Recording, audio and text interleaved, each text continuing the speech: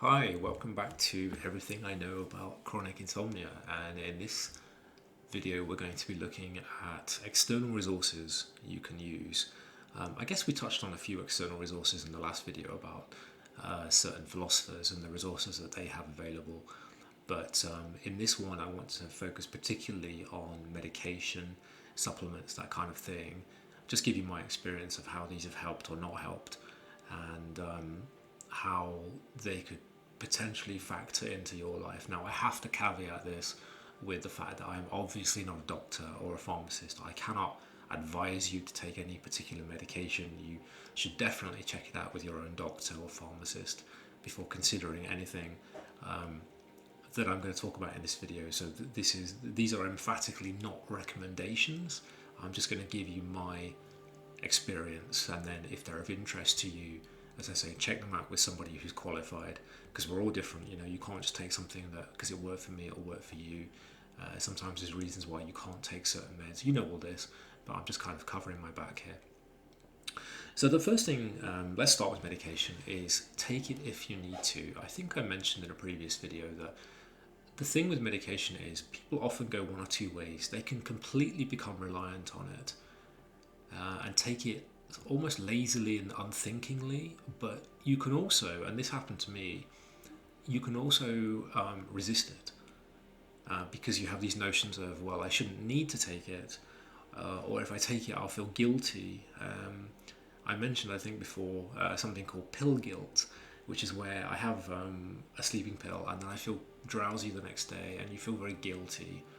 And you go through this cycle again and again, and then you know you act out the next day trying to countermand the grogginess and drowsiness that you have. And then by the end of the day, because you've been doing that all day, by the end of the day, you're no longer groggy, you're very awake, and then actually you have a really bad night the next night. So, pill guilt is not helpful to anyone, but take it if you need to. Remember, we said earlier on that the first priority is safety, and if that means taking a pill to bring your nervous system down a bit to a place where you can regroup and stabilize, then that is absolutely what you need to do. I mentioned before a book called Self-Help for Your Nerves from, I think, the 50s or 60s, a very influential book, still in print, and even it says sometimes a sedative is the only answer. Now, it's nobody's long-term solution, or it shouldn't be, but it can be what you need to do. So don't run through brick walls if you are really struggling, or be too proud to consider medication, because although there's a lot of concerns with medication generally, and nobody wants to take more than they need to, and I certainly don't take much. I try to avoid even taking like paracetamol if I have a headache or something. Sometimes there is a time and a place, so it's really important to make that point. In terms of medication, the one that I have had the most success with is amitriptyline. I think it's known as Elavil in the US, and I believe it's even available without prescription in the US, but don't quote me on that. In the UK, you will need a prescription for this, but it does tend to be a very commonly given drug for sleep problems by doctors. So if your doctor agrees that it's suitable for you, you shouldn't have any difficulty, I don't think, in obtaining it. So amitriptyline is a tricyclic antidepressant, and I know that's a scary word, but here's the thing, right? It's not actually used as an antidepressant anymore, as I understand it. When I read up on this, I discovered that it was originally an antidepressant, and given in very high doses, but for whatever reason, I don't remember now, they stopped using it as an antidepressant, and it is now used as a muscle relaxant.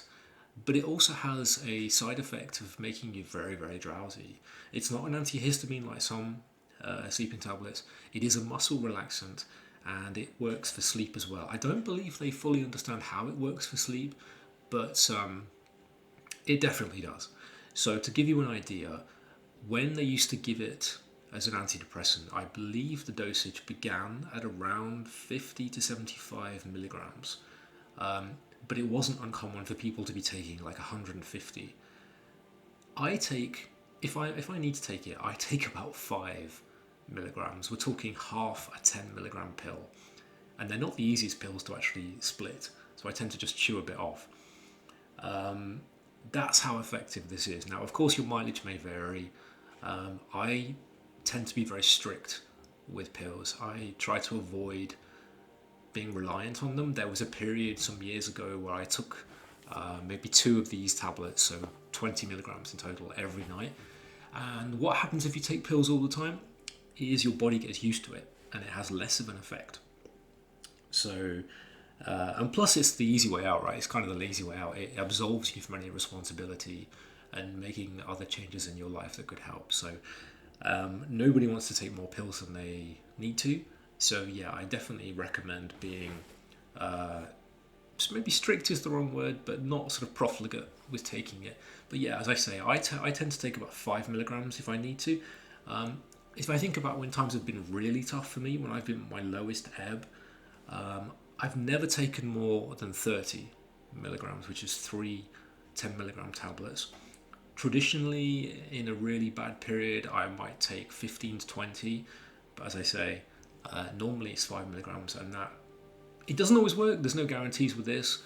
I've had nights where I take it and nothing happens because, of course, it's going to be proportionate to how elevated your nervous system is and how anxious you are. So if I'm in a really low ebb, chances are that 5 milligrams is not going to do a great deal.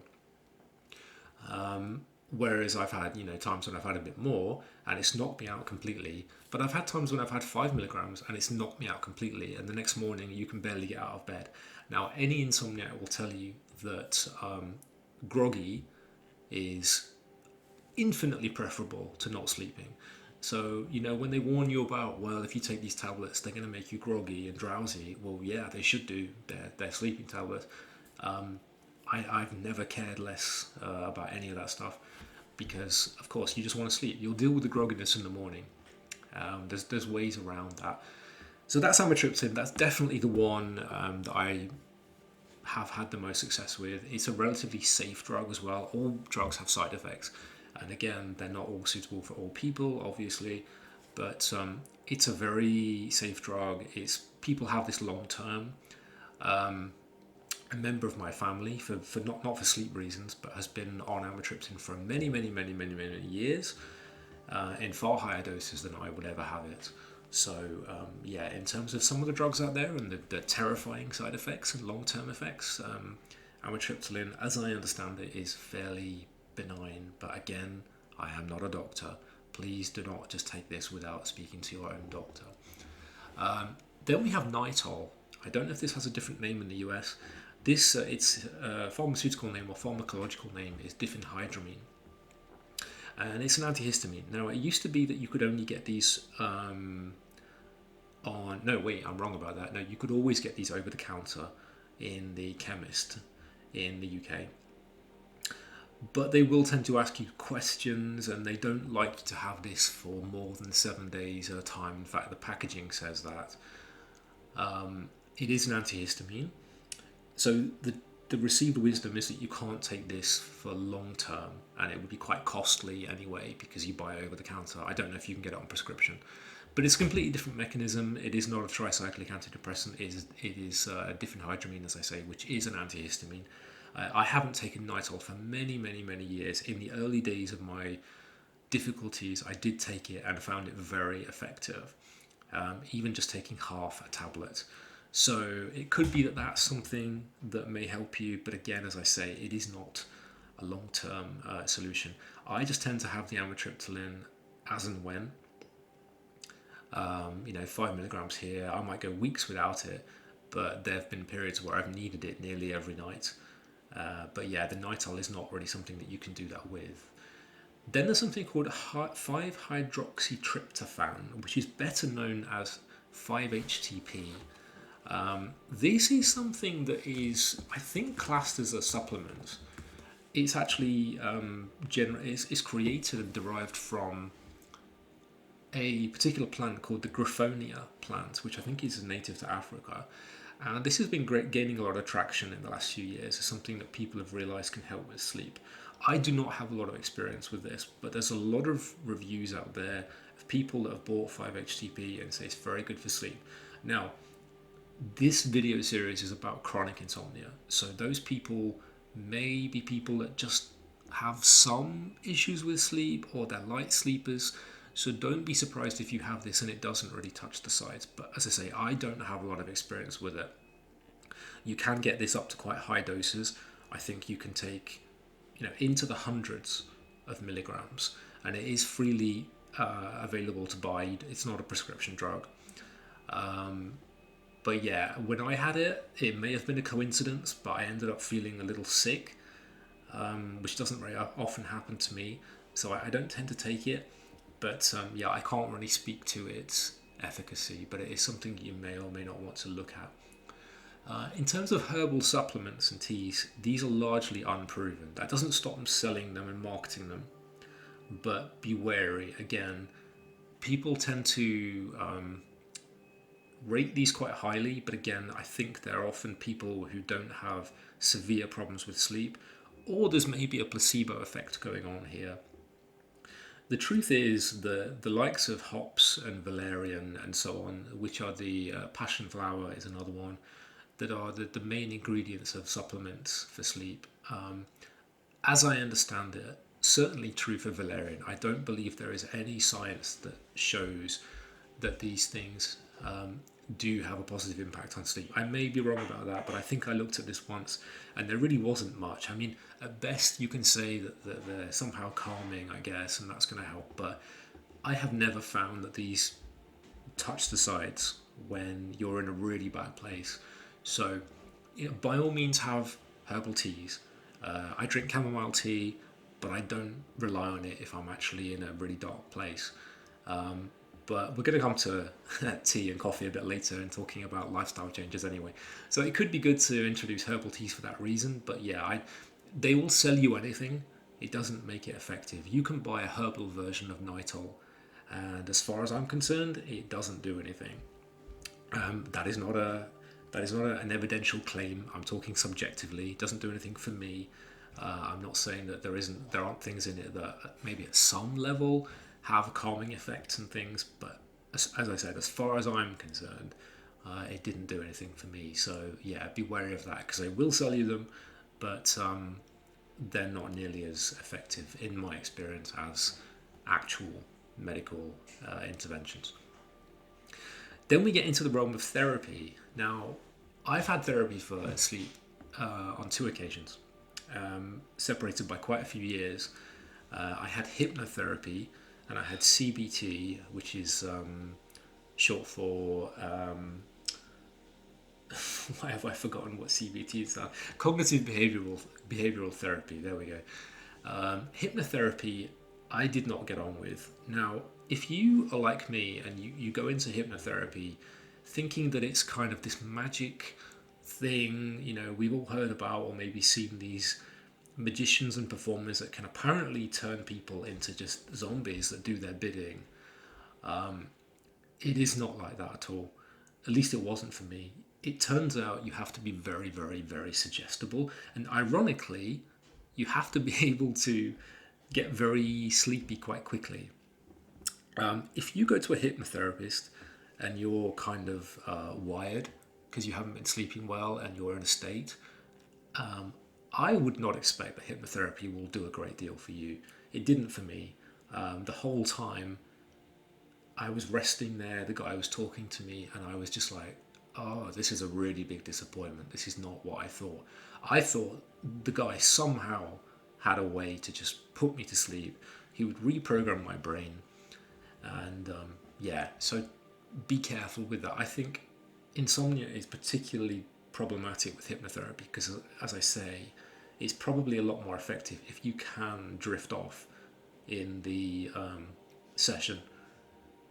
But since we're going there because we can't sleep easily, that may not be ideal. Again, just my experience. Maybe it'll differ for you. CBT, cognitive behavioral therapy, very, very different kettle of fish. It's much more pragmatic. It's based around looking at things very rationally and becoming aware of your irrationality. It will give you paradigms and methodologies to work with to process your challenges around sleep.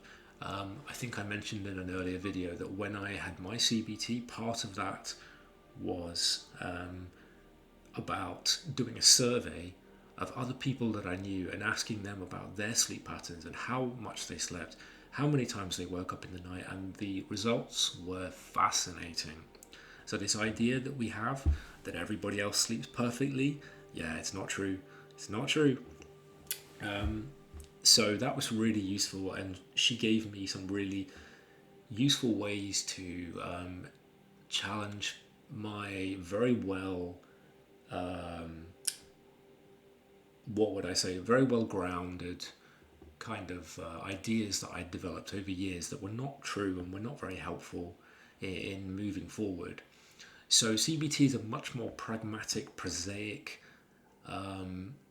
way of looking at things. There is some exploration of what may be going into this, like traumas that are happening or what childhood was like for you.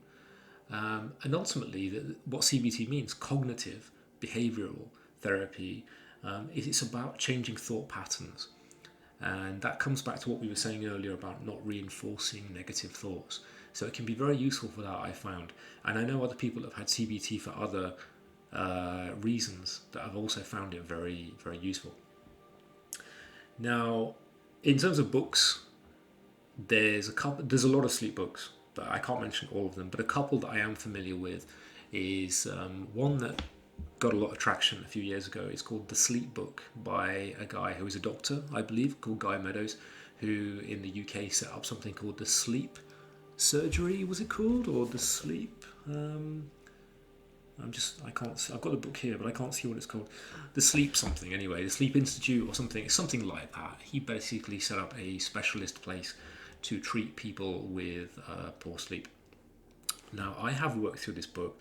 It has a lot of good things to say, but again, don't get too hung up on any one thing, whether it's sleep hygiene or a specific book. Don't put all your eggs in one basket and put your hopes into everything, because I've done that in the past and then you get disappointed. You go into it thinking this book will save my life, and in so doing you place a load of conditions on it, and then when ultimately it doesn't, you then think, oh well, what was the point of that, but actually it does have some good things to say. So it will talk about, if I've got it here, if I look at the contents, the system that it goes through, it's in 5 weeks, and the first week is about discovering why you need to stop struggling to start sleeping, which is really important. We talked about it before, about how resisting just makes things continue. As they say, what you resist persists. Week 2 is accepting. We talked about accepting earlier and how powerful that is. Accepting the things you cannot change. Week 3 is welcome, everything that shows up in your mind and body. And again, we talked about that, about loving every part of you and accepting what is. And if you do that, why wouldn't you welcome every part of you? Week 4 is building your new sleep pattern. And week 5 and beyond is basically consolidating everything you've done and setting yourself up for a life, hopefully, of good sleep.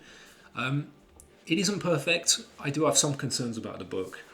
My chief concerns are it is going to get to sleep restriction, I believe. I don't remember exactly. It's been a while since I read it, but when it gets to building your new sleep pattern, you will get back to sleep restriction. It seems that all roads lead back to sleep restriction, which is a horrible, horrible phrase. And it's that idea that I talked about before, about how you need to reduce your hours in bed. And this can be really terrifying for an insomniac, because you don't sleep, and then somebody's telling you to not even spend very long in bed. And there is a logic to that, because you're retraining your brain to not just lay in bed when you're not sleeping. If you reduce your sleeping hours to 4-5, sorry, not your sleeping hours, but your time in bed to 4 or 5 hours, the idea is the brain gets retrained to realizing that it has to sleep in that time, because you're only there for 4 or 5 hours. You don't have 9-10 hours, which you might have at the moment. So it kind of better get on with it. That's the gist of sleep restriction. And then you can slowly increase the hours as you start to sleep better. The problem with sleep restriction is, and I'm going to be blunt here, it's fucking terrifying. So if you're wired and you haven't been sleeping well, and somebody goes, you know what will help? Reduce your hours to like 4 or 5 hours in bed. It's terrifying because, as I mentioned in a previous video, there's something to be said for just being in bed. There's an aspect of safety, and it's really important to rekindle that relationship with your bed, because part of what can happen is you start to see your bed and your bedroom as like a torture chamber. And what was really important for me was to discover that I can love my bed and love being in bed and find things to enjoy about it even when I can't sleep. I think I talked before about having like a cozy book, being really warm, having a glass of oat milk. So for me, there is something to be said for being in bed even if you're not sleeping. And so the idea of sleep restriction is very scary, and I'll be very hesitant about it. My other concern with the book, and it's not just this book, is that it doesn't ever really spend any time on acknowledging the pain that you're in. It has a very breezy tone, which I guess is good in a way. It wants to convey to you that there's hope, that this is all doable, it's no big deal, you know, you can do it if you just do X, Y, Z. It doesn't really ever acknowledge just how life destroying this can be as a starting point. And I think that's really important before you can then try to help anybody, is to just acknowledge what they're going through and the gravity of the situation that they're in. So that's the other issue I have with it. But as I say, lots of good things in it, and the same is true to Wake Up to Sleep by Charlie Morley, which is, I think is a newer book. But again, has much the same content, although it is slightly different, coming at it from a slightly different angle and some different ideas, obviously. But yeah, that's my thoughts on meds and resources. So yeah, just take what works for you. For any of the medicines, speak to your doctor first. But yeah, use these things, not that you rely on them, but use them to stabilize yourself. And again, it comes back to that central point of safety is your first priority. And if taking a pill allows you to do that, or you know, CBT is going to give you new tools to stabilize you and give you that kind of framework, then these are absolutely things to consider.